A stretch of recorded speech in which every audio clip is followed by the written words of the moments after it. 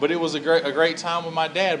But patience, being patient, being diligent, knowing that you can be made perfect with some patience. And I tell you, I'm not there. I'm always wanting to get places on time and get places early because I get that from my dad. I'm not that patient person, but going through a trial, sometimes you learn to be patient, wanting nothing. Can you imagine living in a life where you didn't want anything? You didn't want anything. Someone asked you, would you like some of this? And you're like, no. You didn't have any desire in your heart for anything because you're just happy with what God's blessed you with. You're happy. It says, let patience have a perfect work so that you will be perfect and entire, wanting nothing. This is the exalted life. To realize that God's in control and that I don't need anything. Would you give somebody more responsibility without testing them first? I've been at many jobs where this person, well, we're just going to put a heavy load on them and see how they do. No one does that. I have never worked a job where, well, we're going to make you supervisor on the first day. No, it doesn't work like that. We're going to test you. And we're going to test you until we feel we're confident enough in you that you're going to be able to handle the responsibilities. God's the same way. God is the same way. He's going to test you to see if you can handle being on that mountaintop. Joshua's test was the Jordan River. The Jordan River. And when we begin the story, it says that the children of Israel were leaving Shittim to go to the Jordan River. And I want to give you some details in the Bible about what these two places mean. The place Shittim is the place where the children of Israel were cursed by Balaam. Balaam, a false god. The children of Israel, a curse was placed on them by a priest, Balaam, who worshiped Baal. And they were cursed in this place, Shittim. And they stayed there. They stayed in that place where they were cursed. You can imagine that they might have been afraid that, well, maybe our God isn't so great. We're getting cursed. If we go anywhere else, something might happen to us. And they stayed there in Shittim. After they were cursed, they stayed in that place. I don't know about you. If I'm cursed in a place, I'm going to leave that place. But the children of Israel chose to stay there. And now, as they get up to move, and God says, all right, we're about to cross this Jordan, they're moved to the Jordan River Valley. The word Jordan means descend. So they go from a cursed place to a descent, even lower than the cursed place. It's like they seem to, we're cursed, now we're going to descend. And they move to this place. Sometimes it seems like it's the same way with us. We get a bad report. We get a bad phone call. And when it seems like it can't get any worse, we get another report. And we get another phone call. And if it can't get any worse, we get a letter in the mail. And if it can't get any worse, then someone dies. Sometimes our life's like that. We're in a cursed place. We're low, and we're already in a low valley. And then we start to descend and get lower.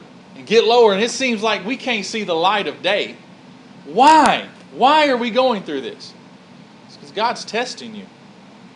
And this is the test for Joshua, that you're going to go from a cursed place, a bad place. Then you're going to go to a worse place.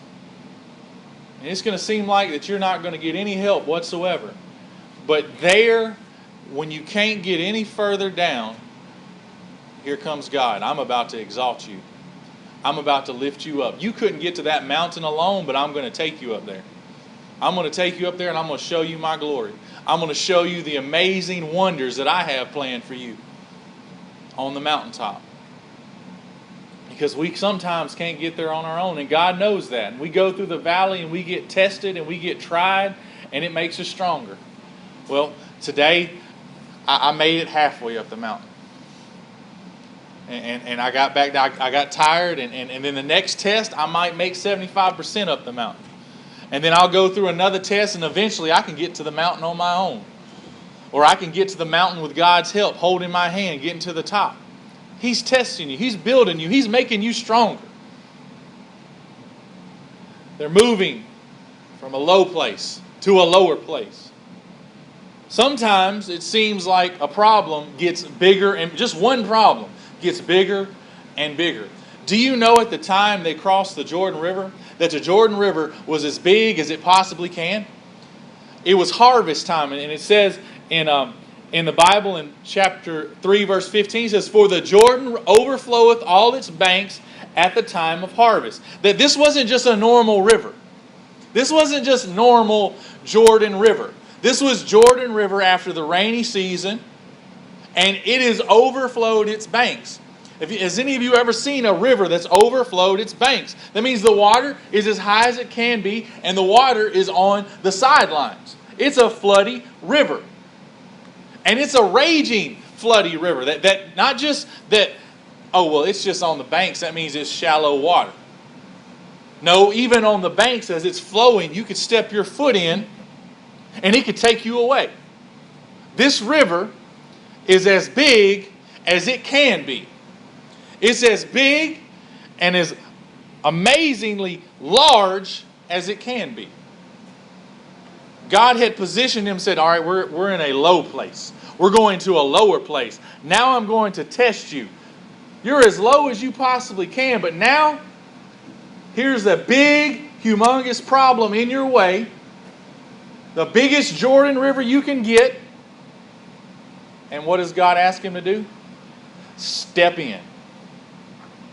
You step in. Sometimes the problem, the cancer, the death, the accident, the phone call, the stroke, a heart attack, your finances can be as huge as you can possibly imagine them to be.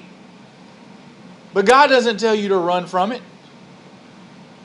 God doesn't tell you to run with your tail in between your legs and just get away from it as far as you can be. Let's find a new place.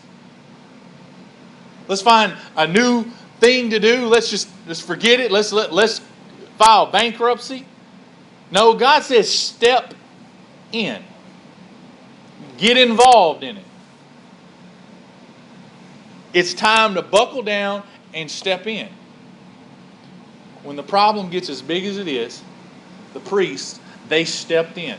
They were asked by God to take your foot, step in. I know it's raging. I know it could sweep underneath you and take you away. But I want you to step in. If you really think I'm in control, you'll step in. And you won't be afraid of being swept away. Step in. It doesn't just tell them to step in. It says step in with God. I've already told you that the Ark of the Covenant is symbolic of God's presence. We know that today as Christians, God's presence lives in our heart. When Jesus died on the cross, the Holy Spirit came in us, and we carry around the presence of God. That's why we haven't seen the Ark of the Covenant, because it's not the presence of God anymore. The presence of God is in us. But in Bible times, in the Old Testament, it was the Ark of the Covenant. That was the presence of God. And if they were going to be blessed, they were going to be blessed carrying this ark. And they carried God's presence on their shoulders and stepped in the water. Stepped in. Stepped into that water. And immediately the miracle happens. Immediately we see the exalting happening because they stepped in with God.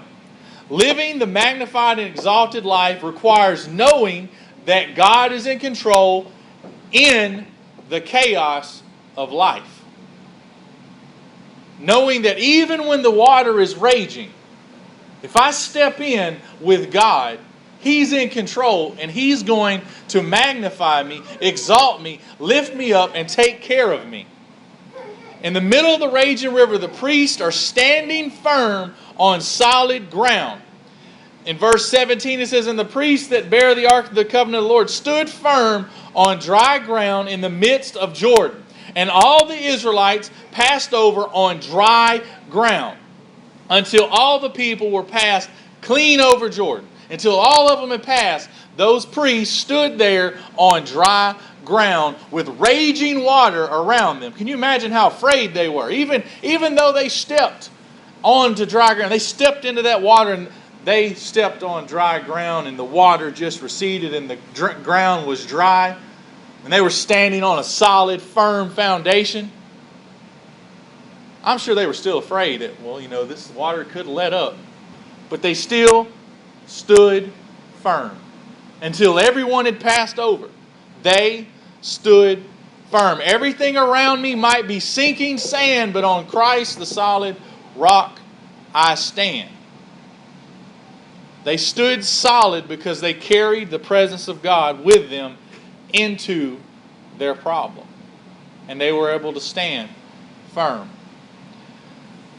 The next thing that they were told to do after everyone had passed by, they were told that you need to remember this. You need to remember this trial.